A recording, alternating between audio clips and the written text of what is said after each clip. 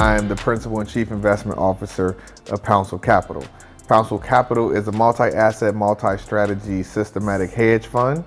And essentially, we use computers and computer programming skills to trade and invest.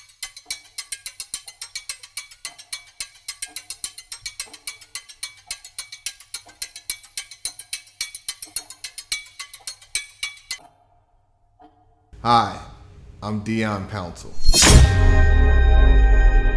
Hey, day traders, welcome back. This is Dion Pouncil. Inside the Game with Dion Pouncil. $3 trillion were invested into hedge funds alone last year.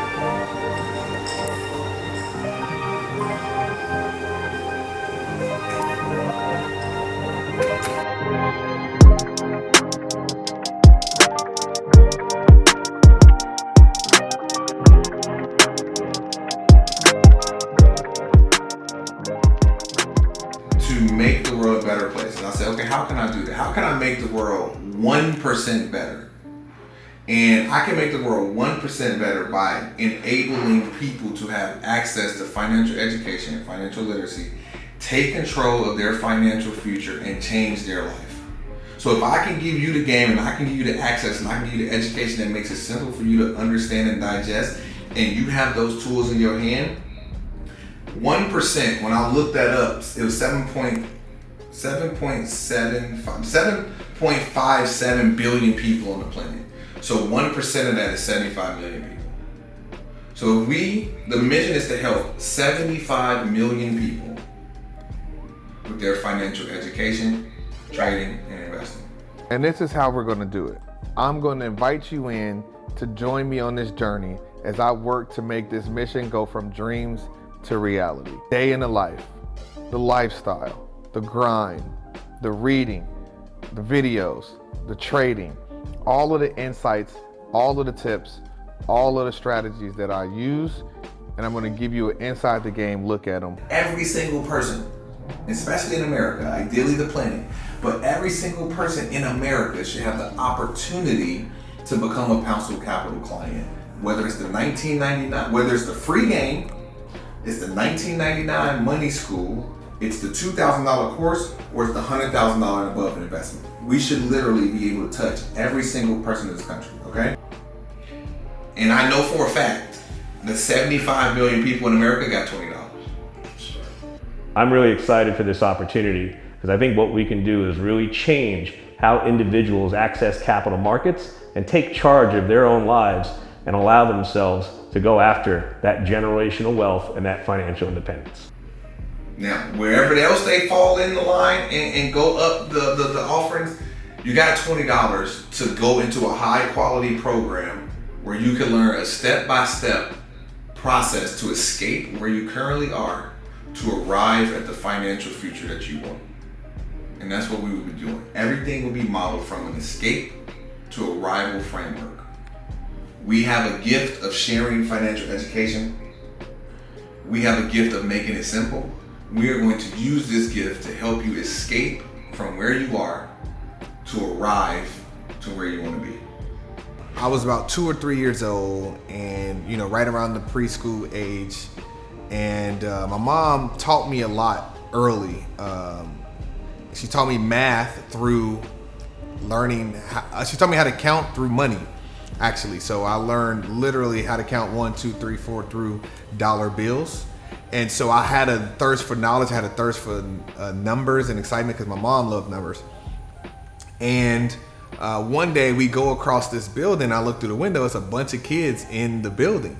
And, they were sitting down at these desks. And I was like, Mom, what are they doing? I want to go in there. And she's like, well, that's called school. You can't go in there yet. I'm like, why can't I go in there? She's like, because you're not potty trained. And I was like, well, what is potty trained? And she was like, potty trained is when you don't go to the bathroom in your pamper, but you go to the bathroom and you actually use number 1 and number 2 in the bathroom, and you can't go to school until you're potty trained. And so I looked at her and I said, I'm potty trained. The next day she took me and enrolled me into preschool, and that was the driving force for me to go to school, was seeing other people being able to do it and understand that there was an obstacle in my way from keeping me able to do it.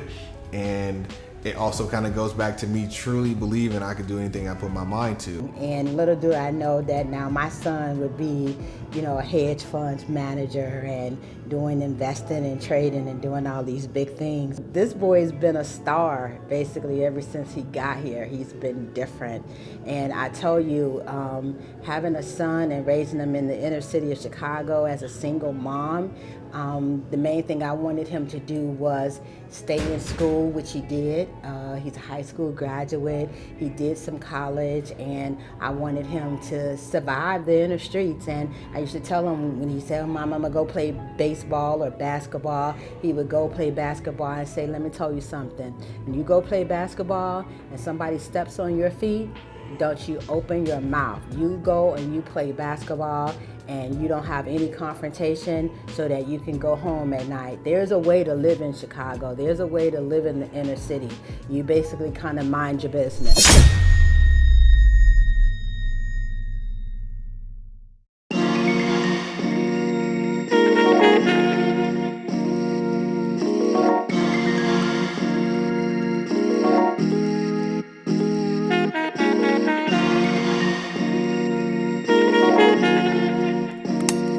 So I'm originally from the South Side of Chicago, Inglewood, Chatham, different areas. When I was born, we were living on 85th and Rhodes, which is Chatham. My grandparents owned a house there.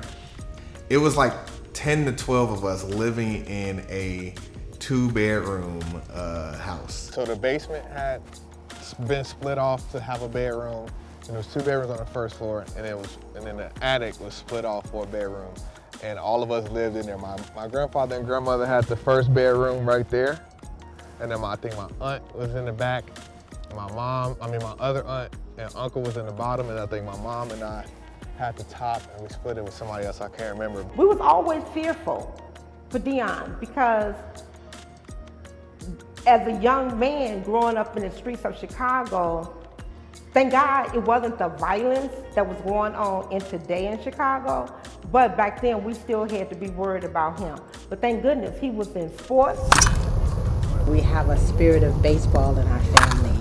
And I was told that one of my uncles actually played professional ball way back then. And so from that moment on, he played baseball. He was well known in school, being in Harlem, being in Simeon. I guess it's like some type of code with games that as long as males were athletics, like in baseball, basketball, they didn't get messed with. This is literally where I started playing baseball at, Southside Little League, and they got a registration for another season. Right here at this field. I started playing baseball around 2 or 3 years old, 2 years old. Probably around like 99, the travel ball scene starts to pick up. And I go and I try out for a travel ball team. I was in Southside Little League. We used to play at Cole Park on 85th and King Drive. I tried out for shortstop and I didn't make the team. I didn't make the A team. I tried out for center field and I didn't make the A team. Both positions they said that I qualified for the B team. And so I was upset I didn't make the A team, but I was grateful that I made the B team because this is separate from like the summer league and you get to travel and play other leagues and start getting in front of potential high school scouts and things of that nature. And come to find out, I'm playing during the season now, playing travel ball, and I crushed the A team every time we played, and I had an amazing season. And at the end of the season, they asked me to be on the A team, and I said no. I said, not only am I not playing on the A team, I'm leaving the league. And the reason that I did that is because a little bit into the season, I found out that the coach's son was the shortstop, and the coach in the center field was the coach's nephew. And so I literally did not make the A team because of favoritism. And so I didn't complain when I found out. I didn't get mad when I found out. I just used that energy to have, at that point, the best season of my life. I wanted him to survive the inner streets. With being a black man in America, being a black man in America during the 80s, the 90s, and the early 2000s, and being a black man in America that actually stood for morals, values, and integrity and different principles. And a lot of those things have been tested, over time. So, because I played baseball, most of the teams that when I got to an advanced level, I was the only black kid on the team. So literally when I left that league, when I left Southside Little League, when I went to a different travel team, that was my first experience of being the only black on an all-white travel team. And the things that come with that, understanding different cultures, understanding different levels of communication, seeing, complete families, seeing the grass cut in different neighborhoods, seeing different houses. One of my travel coaches had a 49-room mansion in Hyde Park in Chicago, and every person on the team had a room in his mansion. And his son was my age, which is why he was the coach of the team. And Hyde Park, if anybody knows Chicago's one of the most segregated cities. I love it to life, but the blacks live here, the Hispanics live here, the white lives here, the Asians live here, and so it's very compartmentalized. And so Hyde Park is one of those unique areas in Chicago where the money and the affluent live there, and it's different races and different nationalities all in this little melting pot. But the interesting thing about Hyde Park is, so like 65th and Langley, where I grew up, is considered Inglewood, but Hyde Park is just 10 blocks away. And so Hyde Park, the Obamas lived there, Oprah lived there, a lot of affluent people there, and my coach had a house there. So you could cross the street, so Hyde Park was around University of Chicago, and University of Chicago ended around 60 to 61st. And on 62nd or 63rd was the beginning of Inglewood, beginning of the hood. You could literally cross the street from Hyde Park into Inglewood and get shot.